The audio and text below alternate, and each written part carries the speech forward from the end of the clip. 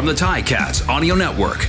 This is Ticats Today with Louie Butko.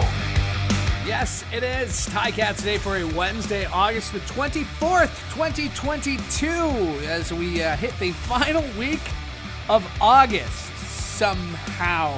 Yeah, we did it. Week 12 ahead on the schedule. Ticats taking on the Toronto Argonauts. And, of course, we'll have that game for you here on the Ticats Audio Network. Coverage starts at 6:30 with Andy Fantuz and Bubba O'Neill, and then RJ Broadhead. Luke Tasker have the call. So the Ticats taking on the Argos in what is a huge East Division matchup and sets up the rematch and the fourth of 4 games in 5 weeks against the Argos on Labor Day. That's on September 5th, the Monday, first Monday of September, as it is always every year. That's when Labor Day is, and we hope to see you down here at Tim Hortons Field. I saw Scott Mitchell tweeted it out a couple of weeks ago, just less than 2,000 tickets, so you got to believe there's less than that available now. So if you want to be here, make sure you go to ticats.ca/tickets for more information. Coming up on today's show, we'll hear from Coach O, as we always do here on Ticats Today, and I know I should be careful when I say that, but as we often and most usually do here on Ticats Today, Coach O coming up. We'll also hear from Tunde Adeleke and Don Jackson, and coming up, lead play-by-play voice, the smooth, sultry voice you hear on the Ticats broadcast, usually on TSN.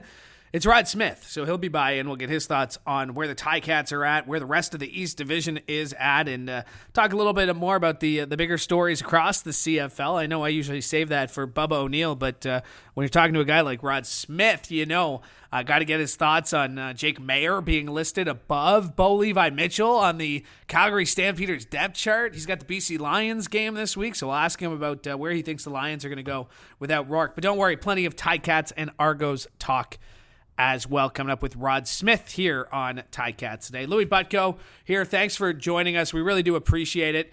As we appreciate you listening to all the shows we got here for you on the Ticats Audio Network, including a brand new episode of Speaking with the Enemy, which will be dropping very soon as I catch up with Nate Ajay and get his thoughts on Friday's game against the Argos. Ticats fans, it's time to ride on our strength. From now until October 13th, purchase 4 eligible Hercules passenger or light truck tires to receive a $100 Ticats rewards card and be entered to win our road trip sweepstakes, available at participating Active Green and Ross Ontario locations, or visit HerculesTires.com/AGR rewards. Let's just take a quick look at the injury report from yesterday, because a couple things I want to let you know. Simone Lawrence, Deontay Evans did not practice.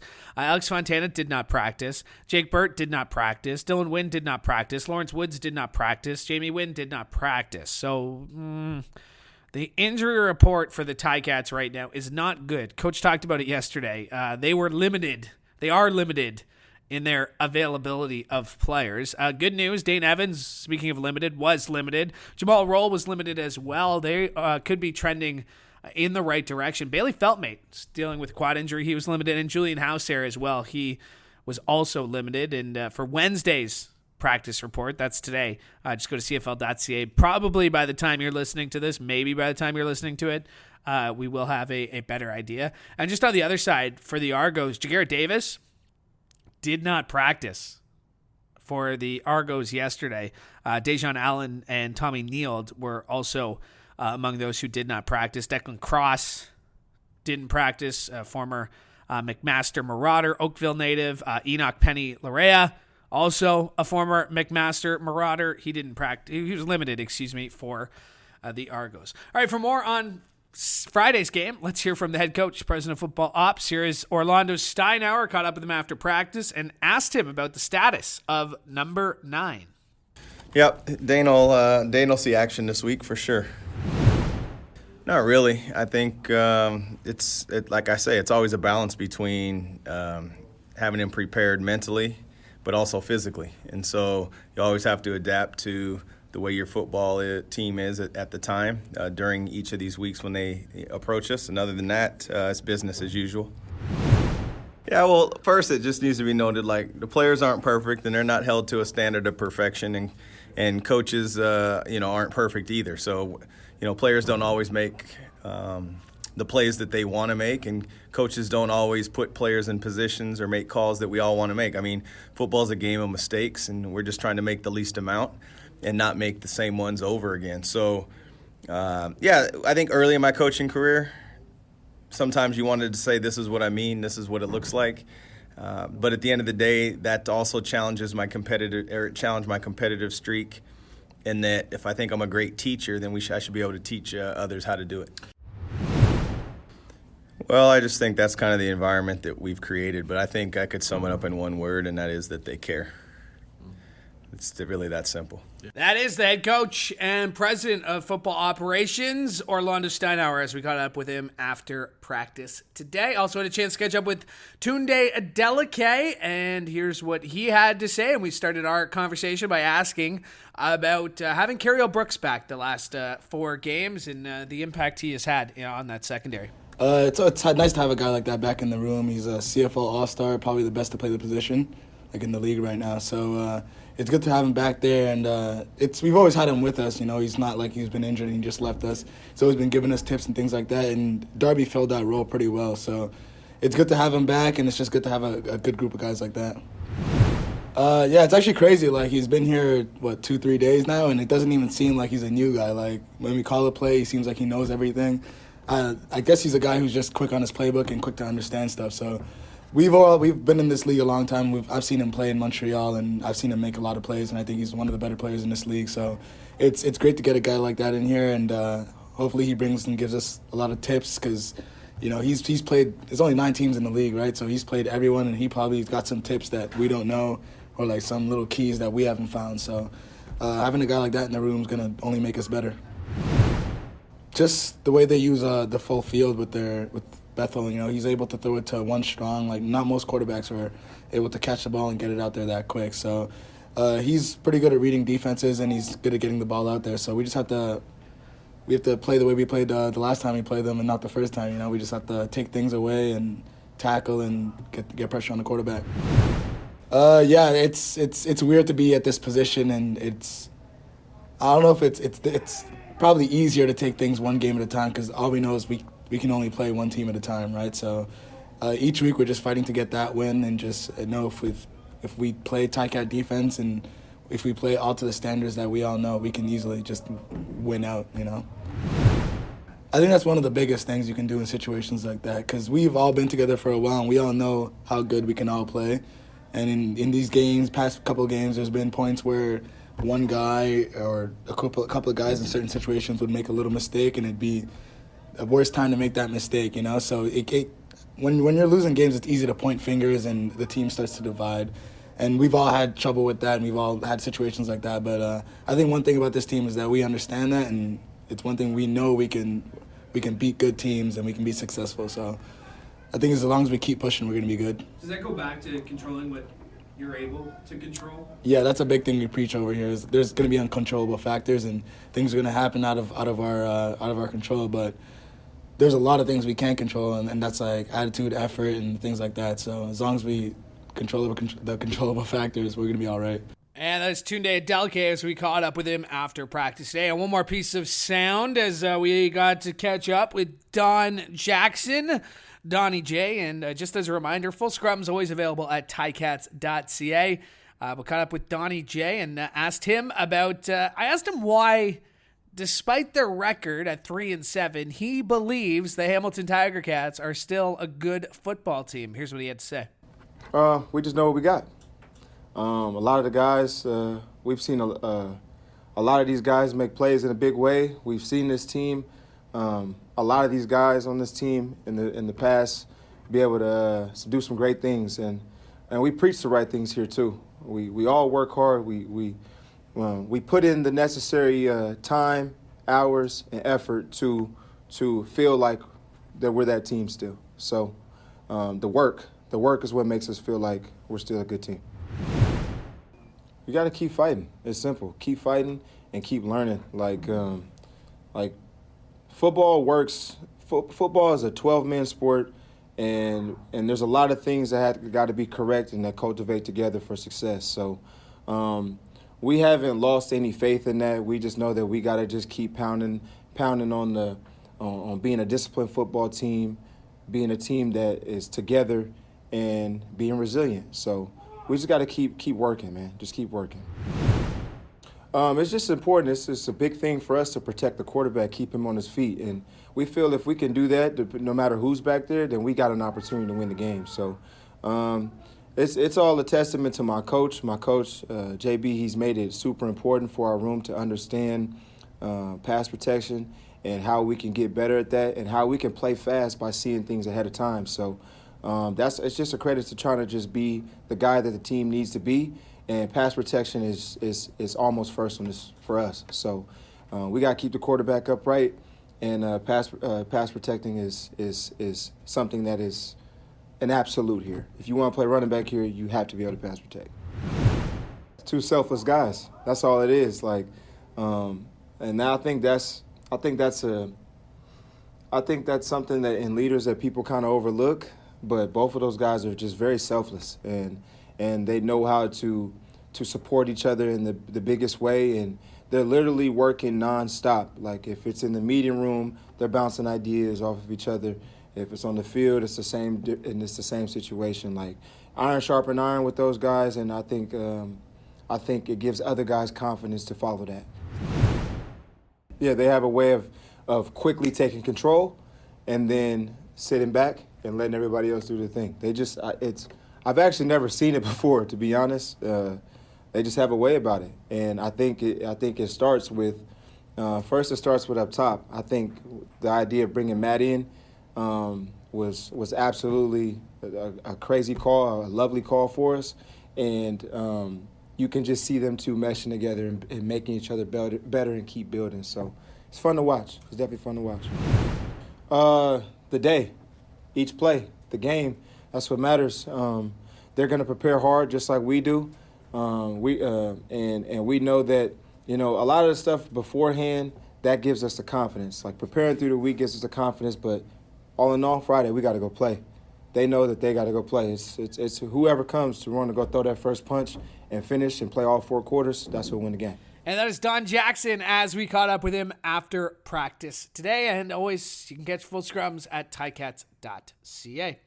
All right, very pleased now to be joined by the lead play-by-play voice of the CFL on TSN, Mr. Rod Smith. And Rod, I know you were lucky enough to have a bird's eye view of the first 2 games between these 2 clubs. I know you're not going to be there this week, but what are you expecting from round 3 of this Ticats Argos heavyweight fight? Yeah, I think so. I'm going to miss it. I mean, I am looking forward to seeing the BC Lions game against Saskatchewan because I haven't seen the Lions this year. So I'm going to be out west this week. But I do miss round 3, and I'll be glad to be back for the 4th and final regular season round between these 2 on Labor Day Monday, their traditional meeting, Louie. No, it's hard to say, especially when each team, and then they've split this season series so far, and it was the leader heading into the 4th quarter that wound up losing the game. So, no lead is safe right now in the CFL, and certainly not for the Argos and Ticats. I mean, we can go back to the East Final where it was the Argos up 12-0, right? Yeah. And it was the Ticats coming back. The Labor Day Classic, the first one, the Ticats have played so well here on Labor Day. It's going to be a great couple of games, and they're huge. How big are these games for the Ticats, where they're at in the season right now? It is so hard to figure, Louie, just because the way the other Eastern teams are playing around them. I can't figure Hamilton out right now. I can't figure the Argos out, and I can't figure the Alouettes out. I mean, obviously, Ottawa's left with the most work to do. They're in rough shape, and the rematch heading to Edmonton. But it's obviously huge because the season series is split, and the Argos are still 2 points ahead, just 2 points ahead after they lost to Calgary. So they're at 4 and 5. But I mean, it's really important for one of these Eastern teams to take the initiative and start, to take control of the division. I don't know how it's going to play out, but especially important for Hamilton, just because they had that big win over the Argos 2 weeks ago, and it looked like they had the victory in Montreal, only to lose it on the last play of the game. I mean, what a game that was. Back and forth they went. So it's huge. The way the East is going right now, every single game down the stretch, especially between those 3 right now, it's just so hard to say.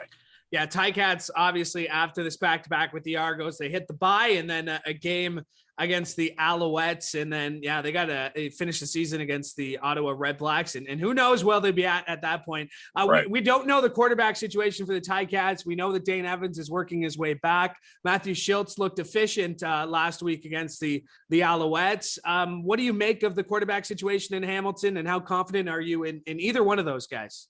Well, I still am. I mean, Dane Evans had some mistakes with the football early that cost them, but I still think he's a very good quarterback, and he is the guy. But Matthew Schultz, I think he was more than just a game manager in that game in Montreal.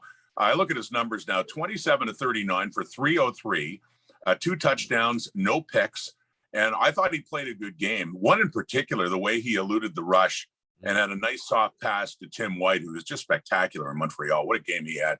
But that touchdown, I put it this way, that wasn't on the quarterback in any way, shape, or form, them not being able to ultimately win that game. I thought Matthew Schultz was very good. And I still have faith in Dane Evans as well. So I think Hamilton is still in good shape at that position. And, I'll be curious to see, how those quarterbacks are managed down the stretch, because I know even before Dane got hurt, Schultz was being used in some situations. I remember one play, even as a slot back, when they had both quarterbacks out there. So, I mean, but I do like the way Schultz played. And it's nice that the Ticats, and there's nobody suggesting there's a controversy when it comes to quarterbacks in the Ticats, but it's nothing that they haven't handled before. I mean, right. from Zach Caleros and Masoli to Masoli and Dane Evans to Dane Evans and Matt Schultz. I mean, if there's one team who can handle the outside noise of having 2 quality starting quarterbacks, it's the Ticats. Absolutely. Look at last year. I mean, they got to the Grey Cup because they had 2 quarterbacks that they could rely on. And obviously, Jeremiah didn't look as strong in that Eastern final. Dane goes on and goes 16 for 16.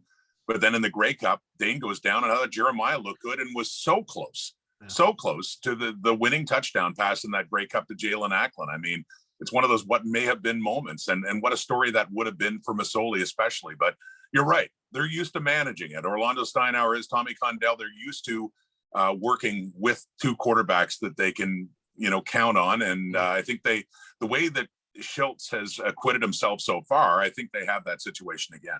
While I have you here, and you brought up the Grey Cup, I'll remind you, we have a no talking about the 2021 Grey Cup rule here, and I'll file official complaint with TSN, specifically top 10 championship saving moments. There was the Winnipeg interception in the 2021 Grey Cup. So just filing that official complaint. If you By the way, how that big is this your rule, or did somebody else? It's my rule. It's my rule. Your rule, yeah. We don't talk about the 2021 Grey Cup. Well, I'll tell you what. There was I'll mention a game earlier, which also, if I'm a Ticat fan, I do not want to talk about. I don't want me talking about it. But when they had Calgary by 24, and the Stampeders came back and won that game. And there were some eerie similarities once it went to overtime, but we'll leave it at that. But I guess put that, you file that in with last year's Grey Cup, things you just don't want to hear about as a Ticats. It's okay. I have to edit this whole episode now, so it's fine, Rod. Well, I got a lot of negative feedback on Twitter, by the way, for even bringing up the similarity that way. So. Well, let's talk about what else is going on around the league. You mentioned that you're in BC this week with Saskatchewan. I mean, Nathan Rourke was such a fun player to watch, and I know you're probably feeling it. The first Lions game you get to call, it's not Nathan Rourke, but just your overall assessment on his play up until this point. And BC is still a good football team. Where do they go from here? I think they are, and I think there are certain things that have been really strong about the BC Lions that have not been talked about because of Nathan Rourke. It's understandable. He's the headliner. He's the biggest story. And maybe we're going to hear a little bit more about those other things now. The receiving core they have, I mean, what Dominic Rhymes has done, especially. I mean, they were missing Brian Burnham for a long time, and that receiving core was still dynamite, in combination with Nathan Rourke, Lucky Whitehead, Katoy, but certainly Rhymes. And when you have Whitehead and you have Brian Burnham back doing those Brian Burnham things, ridiculous catches, there's a lot there. But I think their defense, too. I mean, it has helped with Rourke keeping the other defense on the field so much, but I think that BC defense looks very good. They have a lot of good personnel. And I'll be curious to see how they answer without the guy who's been their biggest star this season not in the lineup for perhaps the rest of the season. So I still think that's a very good football team. Nathan Rourke has been their biggest star. There are a lot of good players on that team, and I'll be very curious to see how they respond. Well, talking about big star quarterbacks, there's probably no bigger star the past 10 seasons in the CFL at the QB position than Bo Levi Mitchell and what he's been able to do. Jake Mayer listed ahead of him on the depth chart. I don't want to say, are we seeing the end of an era of Bo and Calgary? I still think Bo's got a long career ahead of him, but just your thoughts on the depth chart released today in Calgary. Yeah, I wonder how long it's going to stay this way. I guess that depends on how Jake Mayer plays once he's thrust into the starter's role. I don't think we've seen the last of Bo Levi Mitchell. No. There's been some inconsistency with his throws this year, and really when he had the injury last year too, he had a couple of injuries where it just didn't look like the same guy who really burst on the scene and in the early 2010s and was, one of the top players of the past decade. But I still, he has struggled, and yet there are still flashes I see of the old Bo Levi Mitchell, a little bit this season. And I don't know, it's early on. It's stunning to see, though, something that you just couldn't imagine seeing, that he is going to be a healthy number 2, a backup now on the Calgary depth chart to Jake Mayer. So he clearly isn't the dominant player he once was, but I wouldn't be writing him off just yet. I think of everybody who probably wrote off Ricky Ray, everybody who probably wrote off Henry Burris. I mean, this is a league in which quarterbacks, especially quarterbacks who know the league, exactly, can succeed well into their late 30s. And the Ricky Ray point, that's interesting. I don't know what his numbers were with Edmonton in 2011. I know that they had a good record. I think they ended up being just second place to BC, and they lost in the Western Final. But obviously for Edmonton at the time, Ricky Ray had become expendable. And when you think of what he did in the years after with Toronto, it's kind of a crazy thought right now. Well, I mean, we started talking. We talked about things we don't talk about on the show here. So I think, not that the Ticats made a wrong decision, but you think about Henry Burris, Zach Caleros, right. They had both. They had to make a decision. And of course, we know what Hank did. And we got to see him go into the Hall of Fame this year. Yeah. Oh, hindsight's 20/20, isn't it? Isn't that the truth? Rod, well, sometimes I think quarterbacks need a change. Yeah. I mean, I'd be curious what Zach Caleros would say, for example, like where he went after Hamilton was Saskatchewan, and it was okay there, and he got hurt again. But he wasn't looking like the dominant Zach that he was with, say, the 2015 Ticats or how he's been with Winnipeg. But there was something about his move to Winnipeg that just seemed to be the perfect fit. So sometimes great quarterbacks, they have to go to a different location and then they get that spark again and something happens. So yeah, so like I said, the future is bright, and the quarterback position at the CFL always so important. Rod, always appreciate catching up with you. Thank you so much for doing this. Thank you, Louie. And there's a certain certain game that I pledge never to talk about again.